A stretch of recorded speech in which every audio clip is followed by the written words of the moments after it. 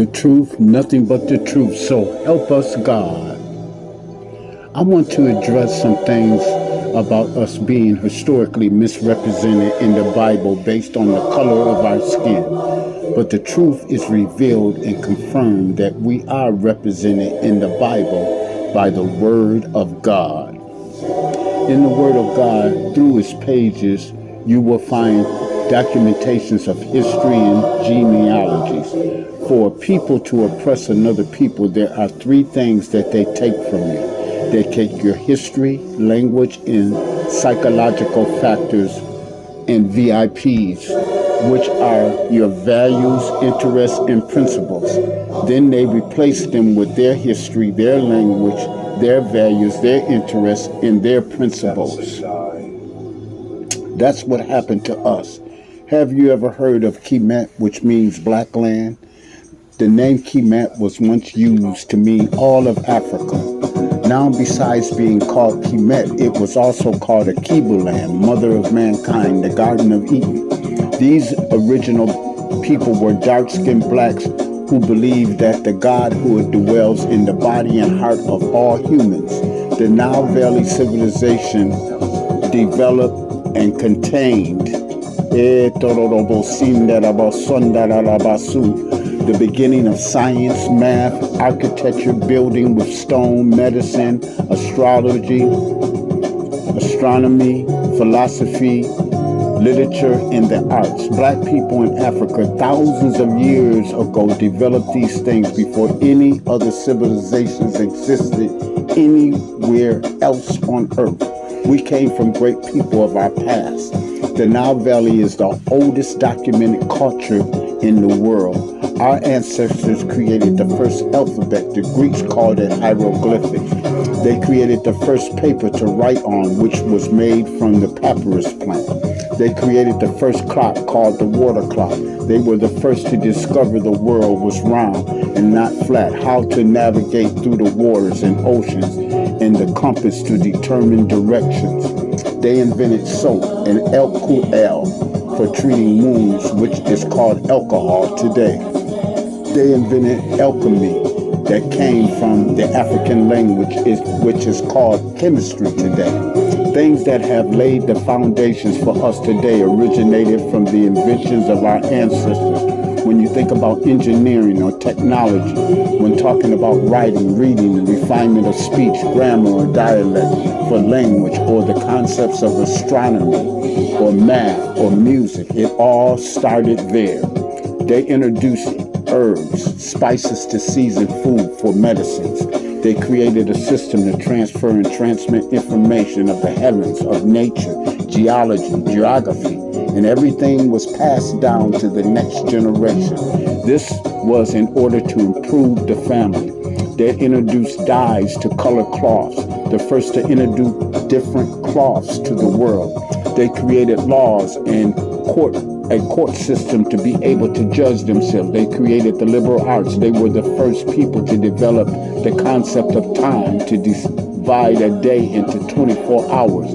The first to develop a calendar, the first to build with stone, the first to develop a system of education, and the first to develop libraries.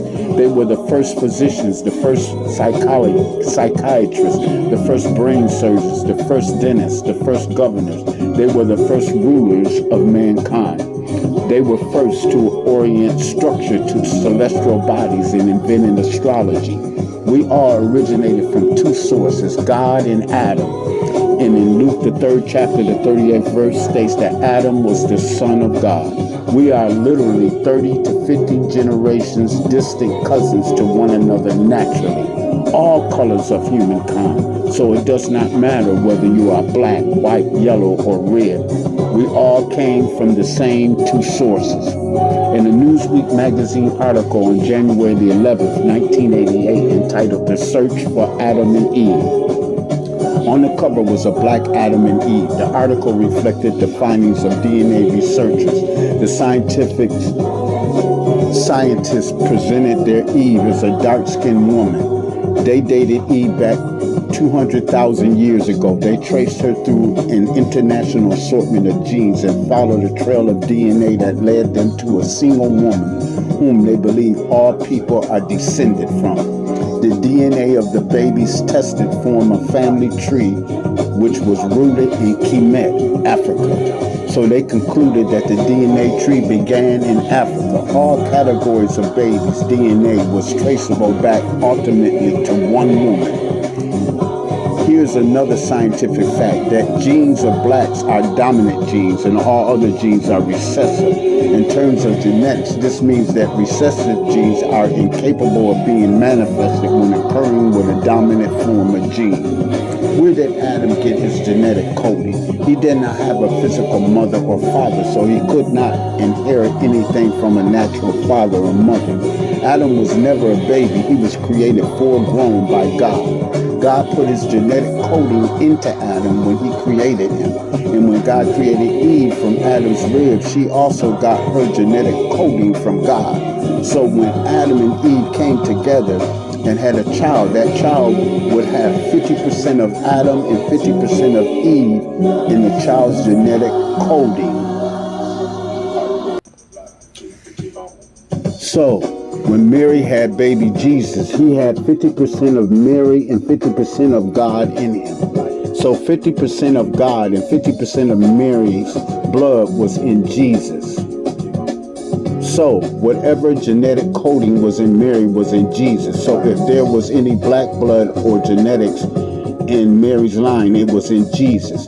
Jesus was a man of color and represented all colors, from Adam, Abraham, Moses, Noah, Nathan, Jesse, David, Solomon, and so forth. They were all men of color because blackness was in their bloodline. So how did we inherit Adam and Eve's sin nature?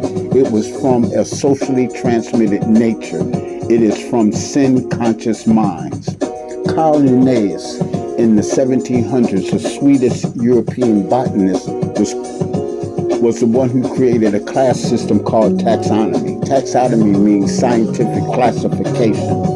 Linnaeus invented the classification of human beings by color, the hierarchy system of categorization of intelligence and skill by color of skin. But he had no scientific proof or evidence to prove his fabricated theory. Linnaeus' classification of people was introduced into the mainstream of society.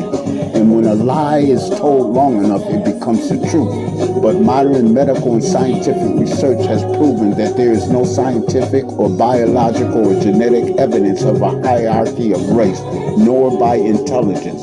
Racism was even spawned into the church through whitewashing of our history. James Carroll in the 1900s wrote a book called The Negro, the Beast. He said that whites is the highest form of intelligence and that the Negro is the lowest form of intelligence, that blacks are a member of the ape family and that we are merely higher forms of apes.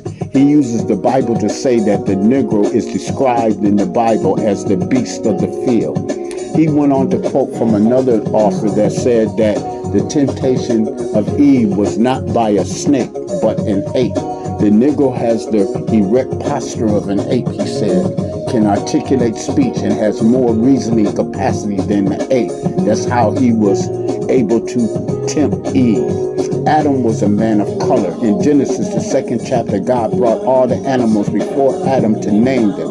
All the insects, birds, all the beasts of the field, and even the apes were given their names by Adam. It does not appear that Adam was a little higher than apes, but that Adam was a little lower than God himself. Whatever color we are all equal genetically, capable in all gifts, talents, skills, and intelligence. There is a clause in our own United States Constitution. It's called the 3/5 Compromise. And in that clause, it says that blacks are considered 3/5 of a human being. We must continue to call out the lies and the whitewashing of our history. This is our legacy, our heritage, our lineage. In Matthew, the 2nd chapter,